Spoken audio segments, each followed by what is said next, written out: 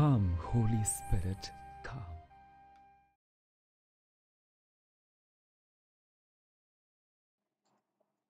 সকলকে জয় যিশু। আজ 27শে ডিসেম্বর। আজ খ্রিস্ট মণ্ডলে প্রেরিত দূত ও মঙ্গল সমাচার রচয়িতা সাধু যোহনের পর্ব পালন করছে। সাধু যোহন ছিলেন সেই শিষ্য যিশু যাকে বিশেষ স্নেহের চোখে দেখতেন।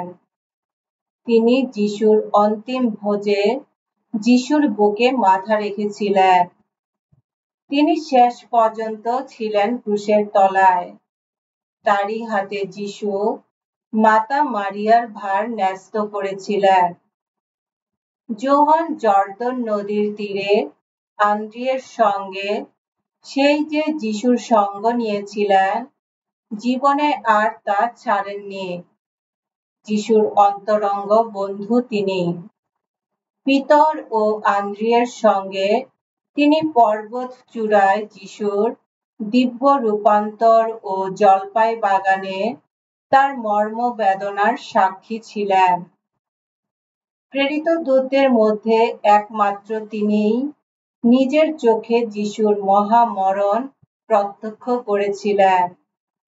তিনি প্রথম বিশ্বাস করেছেন যিশুর পুনরুত্থান, আর আমাদের সেই সৌভাগ্যের অংশীদার করার জন্য তিনি যা শুনেছেন, দু চোখ ভরেই যা দেখেছেন, তার নিজের হাত যা স্পর্শ করেছে, সেই জীবন বাণী যিশুর কথাই তিনি লিখে গেছেন। আর সেই মহাজীবনের সংস্পর্শে এসে বুঝতে পেরেছেন ঈশ্বর প্রেম স্বরূপ। জীবনে শুধু একটি আজ্ঞা, একটি পথ ভালোবাসা। এসো আমরা প্রার্থনা করি।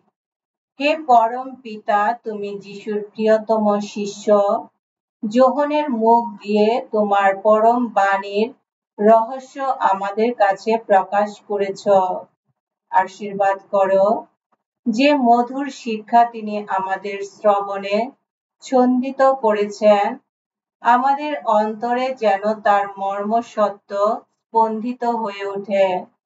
তোমার পুত্র আমাদের প্রভু যীশু খ্রিস্টের নামে এই প্রার্থনা করে, পবিত্র আত্মার সংযোগে তোমার সঙ্গে জীবনময় ও সর্বনিয়ন্তা ঈশ্বররূপে তিনি যুগে যুগে বিরাজমান। আমেন।